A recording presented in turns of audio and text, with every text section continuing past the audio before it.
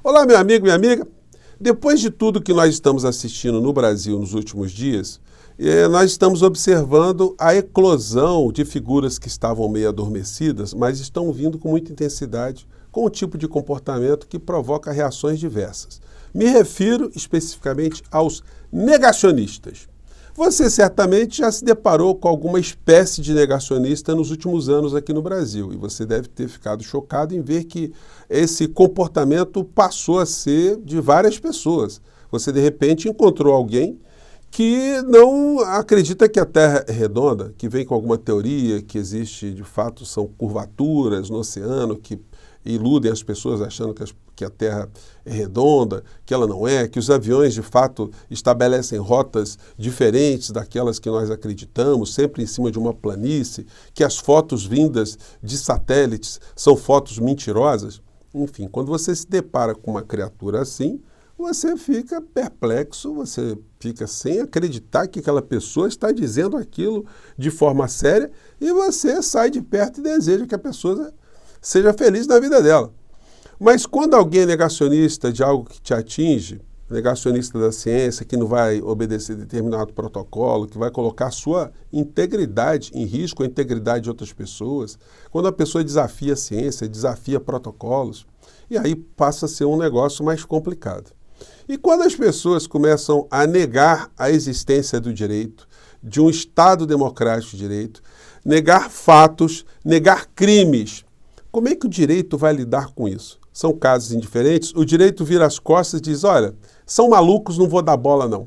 Ou simplesmente o direito tem que seguir no seu caminho, as instituições têm que seguir no caminho que a Constituição determina e fazer cumprir a lei e mandar as pessoas criminosas para a cadeia para que lá eles passem um bom tempo refletindo. Gente, o que está causando choque, estarrecimento, nos dias de hoje aqui no Brasil, o comportamento de negacionistas que estão em alguns canais de YouTube, alguns canais jornalísticos e também no meio jurídico e no meio político, está um negócio absolutamente impressionante e estarrecedor. Eu vou pegar aqui pequenos exemplos de negacionistas que intoxicam uma parcela da sociedade brasileira e que deveriam também ter uma responsabilidade penal diante das coisas que andam fazendo, né? E nós temos esperança que daqui a pouco elas sejam alcançadas também. Bom, vou conversar com vocês sobre o que está acontecendo, mostrar aqui algumas cenas, mas antes de mais nada, quero convidar você que está chegando agora no nosso portal e ainda não é inscrito, para que, em primeiro lugar, você se inscreva aqui conosco e conheça também os nossos outros vídeos. Se você gostar, compartilhe, recomende, nunca se esqueça de dar o seu precioso joinha, o seu comentário, se puder. Venha também para o nosso clube de membros. Você aqui é muito bem-vindo e muito bem-vinda. E estou vendo agora no nosso monitorzinho aqui embaixo que chegamos a 966 mil pessoas inscritas e conectadas através do nosso portal. Isso é muito bacana, é muito gratificante. Sobretudo, gente, que eu tenho noção que existem milhares de canais nas redes sociais, canais de informação, canais de debates políticos. E quando uma pessoa que está navegando conhece o nosso portal e se inscreve aqui, isso é motivo de muita satisfação e aumenta cada vez mais a minha responsabilidade com as coisas que eu faço aqui, né? Então, muito obrigado, vamos todos juntos e vamos continuar a compartilhar os nossos vídeos aqui, vamos seguir em frente, tá legal? Vamos lá. Começando aqui, gente, com uma dessas criaturas mais tóxicas que existe no mundo. Porque, gente, é tóxica porque o poder dos tóxicos intelectuais, vamos dizer assim, ideológicos que ele joga, são muito grandes porque é um líder religioso que tem ali um conjunto de igrejas muito grandes, igrejas que ele influencia com a ida dos seus fiéis para lá. E ele tem feito um discurso absolutamente mentiroso, que a gente poderia classificar como sendo um discurso bandido e salafrário. Por quê? Porque ele perverte a Constituição do nosso país, ele cria a sua própria Constituição na cabeça dele para justificar os crimes que nós assistimos aqui no nosso país cometidos por essa Orcrim que está agora passando por problemas. Diz a criatura no seu vídeo recente. Vamos lá. O Estado democrático está em perigo. Eu vou mostrar coisas aqui que... Ele começa que o Estado democrático está em perigo. Por quê? Vai ter golpe? A nossa Constituição está sendo rasgada? Alguém está assumindo o poder de forma violenta? As instituições estão sendo dissolvidas? tem pessoas que estão sendo torturadas, estão sendo presas aleatoriamente, estão sendo perseguidas no meio da rua. O que é que está acontecendo? Bom, nada disso, mas na cabeça de alguém que tem o mal dentro de si, a distorção da realidade aí complica. E aí, para reforçar isso que eu estou dizendo para vocês, vejam o que ele diz. Muita gente ainda não observou. E o maior responsável é o ditador da toga, Alexandre de Moraes. Vamos aos fatos? Alexandre de Moraes comanda o inquérito imoral e ilegal das fake news. Por que imoral e ilegal? Porque não tem a participação do Ministério Público. É obrigatório a participação do Ministério Público. Artigo 129 da Constituição.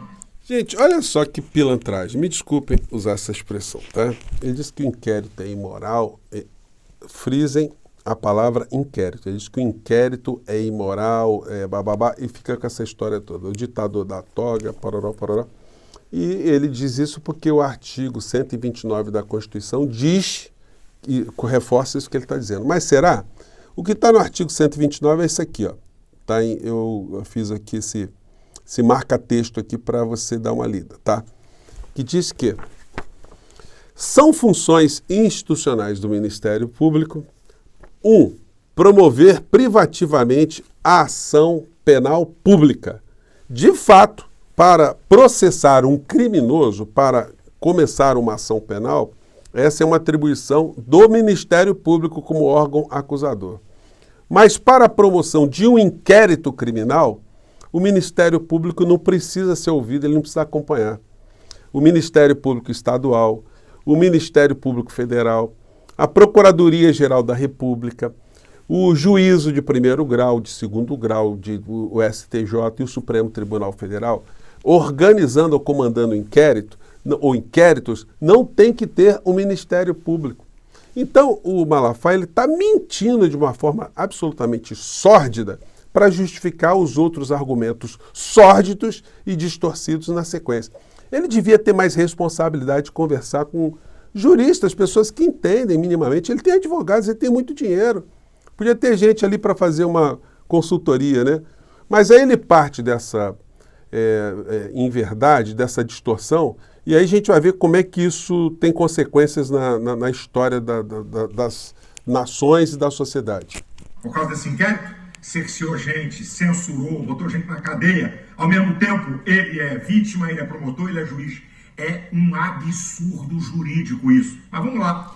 Com base no que o Malafaia está dizendo que isso é um absurdo jurídico, o ministro Alexandre de Moraes está comandando o inquérito.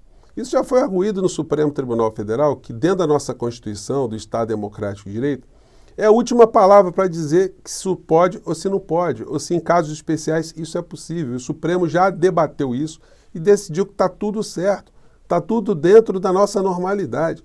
Mas ele continua a insistir que tudo não passa de uma grande distorção da realidade, distorção que só existe na cabeça dele e das pessoas que ele intoxica. Ele também preside o inquérito do pseudo-golpe do dia 8/1. Eu não canso de repetir.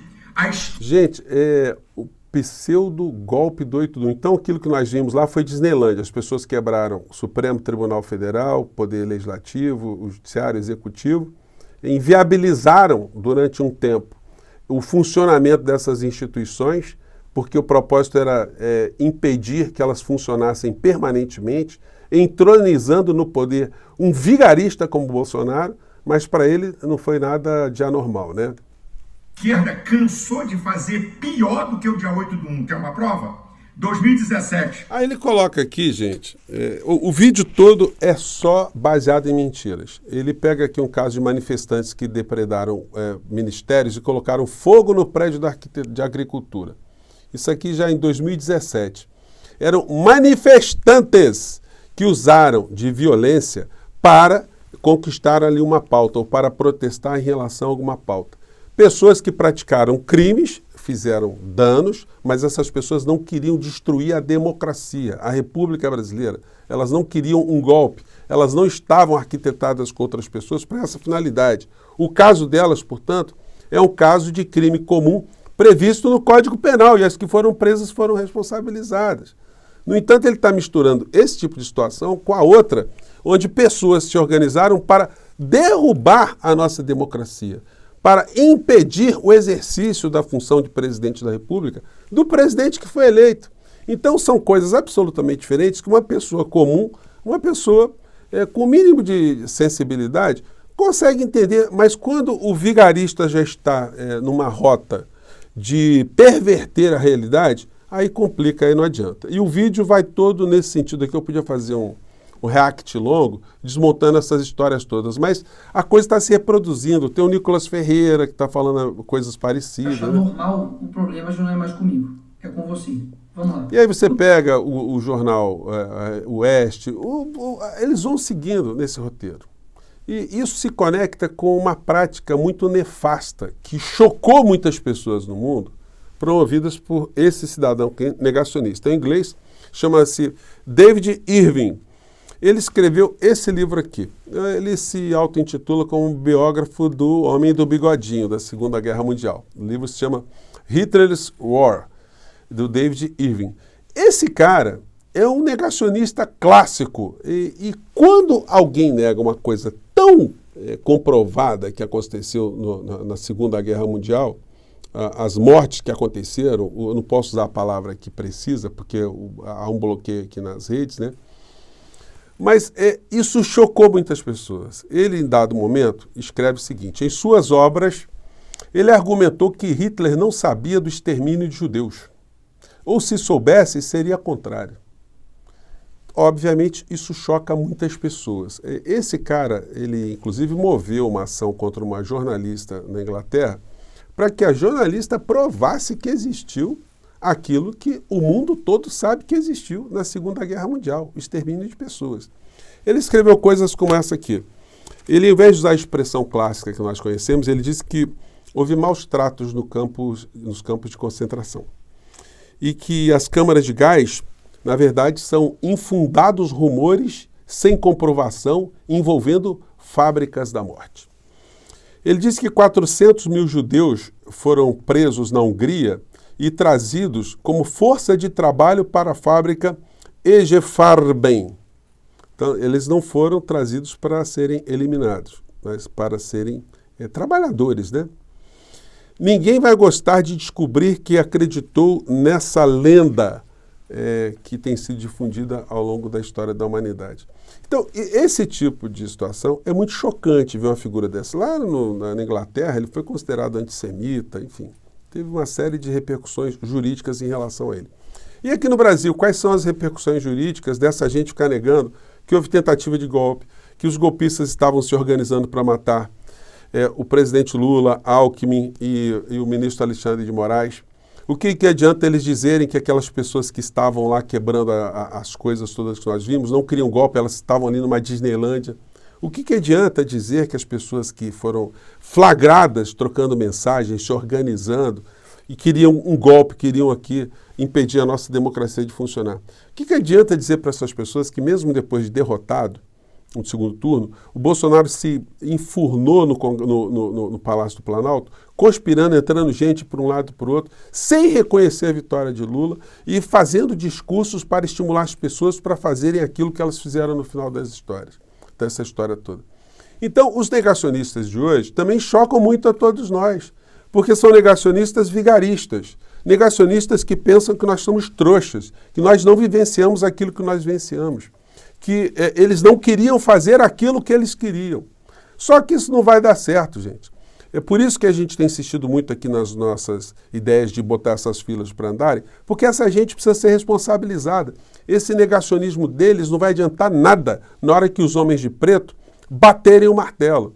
Eles estão apostando as fichas que é só o ministro Alexandre de Moraes que está solitariamente contra isso que aconteceu no nosso país. E não, o ministro Alexandre de Moraes, ele conta com uma legião de milhões de brasileiros que perceberam aquilo que aconteceu. E quando houver o julgamento dessas criaturas, nós estaremos juntos para dar a martelada junto, a martelada simbólica, todos nós segurando nas mãos dos magistrados do Supremo Tribunal Federal, que nesse particular vão botar essa gente na cadeia, disso eles não têm como escapar. Portanto, o negacionismo deles só vai importar mesmo para eles ficarem cada vez mais intoxicados e cada vez mais sem rumos e cada vez mais rancorosos, cada vez mais ressentidos. Mas isso é problema deles. Eu fico por aqui, gente. Um grande abraço e até o nosso próximo portal. Tchau.